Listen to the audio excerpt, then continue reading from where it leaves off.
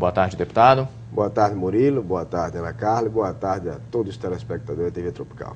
Deputado, o senhor foi relator da chamada Lei de Diretrizes Orçamentárias e, inclusive, apresentou emendas referentes ao orçamento para 2010. Entre algumas avaliações, a constatação de que o custeio hoje do Rio Grande do Norte ele é muito alto, que reduz, inclusive, a capacidade de investimento. O que gerou essa situação na avaliação do senhor? Murilo, eu tenho me debruçado sobre o orçamento, que eu acho que é um assunto importante discutir na Assembleia e tornar pública a nossa sociedade, que é através do orçamento que os recursos vão para as políticas, para a segurança, para a saúde, para a educação. E a gente tem constatado uma coisa muito ruim. Por exemplo, 2003, que foi o primeiro ano da atual gestão, o governo gastou na rubrica lá, outras despesas correntes, 844 milhões. Agora, para 2010, está lá na previsão orçamentária, 3 bilhões e 400. Houve um acréscimo de 2003 para 2010, que é o último ano, 261%. Então, você não se preocupa, por quê? Porque com o aumento do custeio, dos gastos, e aí tem um gasto ruim, um custeio ruim que pode ser diminuído, isso aí compromete o que? O investimento do Estado. O investimento que eu me refiro é investimento com recursos próprios. Por exemplo, agora em 2010, está previsto lá na peça orçamentária, o governo investir 7 bilhões, arrecadar 7 bilhões e 700. Investimento com recursos próprios é apenas 1%, é apenas 96 milhões. O restante, que está lá, é de transferências, convênios e de operações de crédito. Ou seja, o Rio Grande do Norte sempre teve aqui, por dever de justiça, aos governos anteriores, a melhor capacidade de endividamento do Brasil, uma das melhores, ou seja, um estado pouco endividado. E você tira isso baseado em 2003, que a dívida fundada do Rio Grande do Norte era apenas de 1 bilhão e 100. É muito pequeno em comparação aos outros estados. O atual governo está deixando, com a dívida fundada, está previsto no orçamento de 2010, com 1 bilhão e 700. Então o que é que está existindo hoje? A arrecadação do Estado vem subindo, 2003, 2004, 2005, subindo. Paradoxalmente, os investimentos com recursos próprios vêm caindo. O custeio da máquina vem crescendo, vem aumentando, e a dívida também aumentando. Então isso é muito ruim.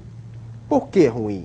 Porque se o Estado não tem recursos próprios, dinheiro do próprio bolso, como é que você vai investir no turismo, por exemplo, que é uma atividade que gera emprego, 52 formas de gerar emprego? Como é que você vai investir na segurança para melhorar? Como é que vai investir na educação para o futuro dos jovens? Então, tudo isso, o Brasil hoje está dependente de empréstimos e transferências. Deputado, quando o senhor fala em custeio, o senhor inclusive chega a dividir entre o custeio bom e o custeio ruim. Eu gostaria que o senhor explicasse para o telespectador que despesas são essas que estão incluídas nesse custeio.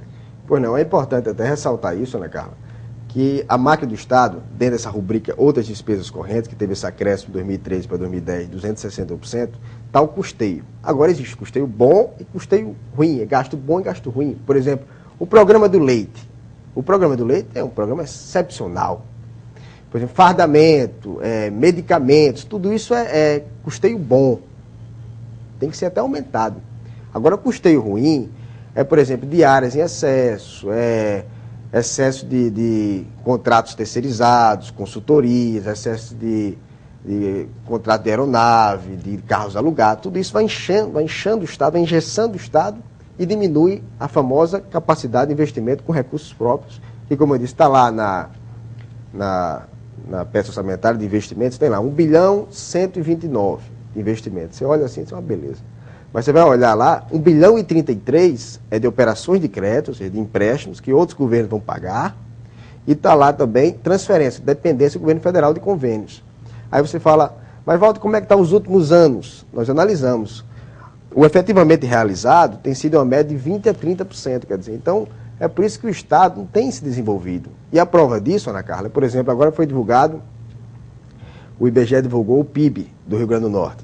O Rio Grande do Norte ficou com um PIB muito pífio, ficamos com 2,6%.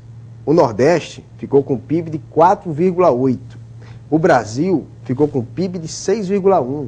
Então, quer dizer, o Estado não está crescendo e isso preocupa o futuro do nosso Estado, né? Agora, deputado, por pelo menos 2 vezes o governo confirmou, pelo menos as intenções de reduzir exatamente o custeio. Seriam 2 reduções de 25%. Da última vez se falou em 50% para a redução do custeio.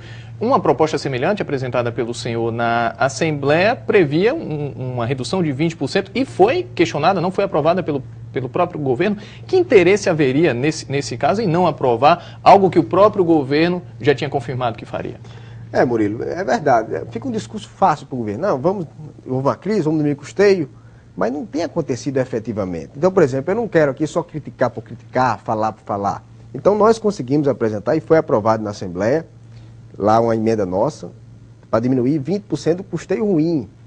Por exemplo, não se sabe também o valor desse custeio do Estado, porque está lá dentro da rubrica outras despesas correntes, que está 3 bilhões.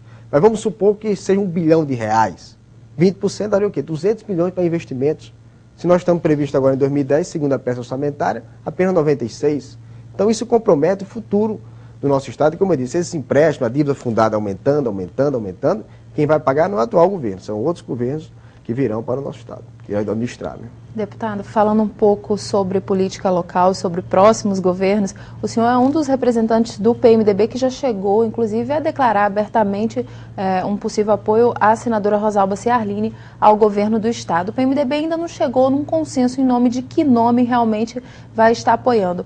E nacionalmente apoia a base do governo Lula. O senhor acredita que há uma possibilidade do PMDB aqui no Rio Grande do Norte apoiar a senadora Rosalba Ciarline sem prejudicar também interesses nacionais do partido?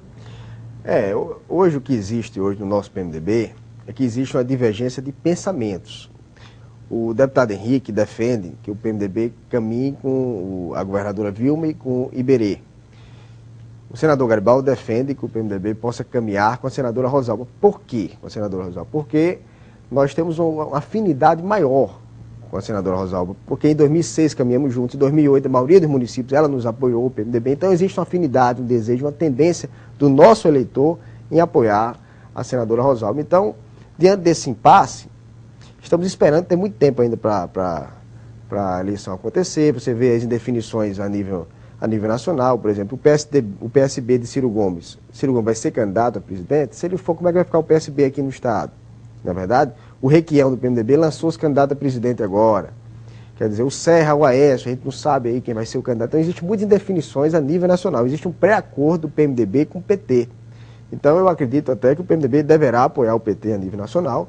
Agora, uma coisa é a questão nacional, outra é a questão local, a realidade nossa. O senhor acredita na possibilidade de uma divisão de palanques, o deputado Henrique em um palanque, em um apoio, e o senador Garibaldi em outro? Olha, eu espero que não. Agora, uma coisa, isso aí é certo, rompimento jamais. Henrique Garibaldi e Henrique estão juntos há mais de 40 anos. Eles começaram, depois da ditadura ainda, difícil, períodos muito difíceis, por exemplo. Tem até uma história, semana passada tivemos na convenção do PMDB, o senador contou, foram a Macau naquela época, um dia, as lideranças na época tinham receio de recebê-lo, era muito difícil. Então, eles estão juntos há tanto tempo, ganhando, perdendo, com governo, sem governo, e fizeram o PMDB hoje um dos maiores partidos do nosso Estado. Nós temos hoje 38 prefeitos, nós temos 27 vice-prefeitos, nós temos 283 vereadores, quer dizer, uma coisa é certa, rompimento jamais. Agora existe a divergência de pensamentos. Agora o PMDB já tem definido uma prioridade. Isso aí, como se diz, é prego batido e ponta virada, é a candidatura do senador Garibaldi à reeleição. Isso aí está definido. E no caso, então, essa escolha, inclusive, de quem seria esse apoio para o governo, pode passar também por isso, em como ficariam outras disputas, tanto na Assembleia Legislativa, como a própria reeleição do senador Garibaldi Alves? Vamos esperar um pouco essa definição ao governo. Eu espero que a gente possa ainda entrar em consenso, porque tem muito tempo ainda, muita água vai rolar. Hoje existe, de fato, essa divergência de pensamento, não rompimento. Rompimento, jamais. Agora, deputado, uma coisa é fato, ninguém pode prescindir do PMDB na avaliação do senhor. Olha, o PMDB é um partido que tem uma história e tem serviço prestado ao Estado. É um governo que fez o maior programa de adutores do Estado, é um governo que fez o programa do leite, que diminuiu a mortalidade infantil, é um programa que incentivou o turismo, que fez o aeroporto. Tudo isso é importante, que o PMDB, como eu disse, não tem só história, não tem só prefeito, não tem só vereador. O PMDB tem também um discurso de desenvolvimento. Então, todos querem estar ao lado do PMDB, na minha opinião. Ok, deputado Walter Alves, muito obrigado pela entrevista. Obrigado, Murilo, obrigado, Ana Carla, e estou sempre à disposição. Okay, obrigado.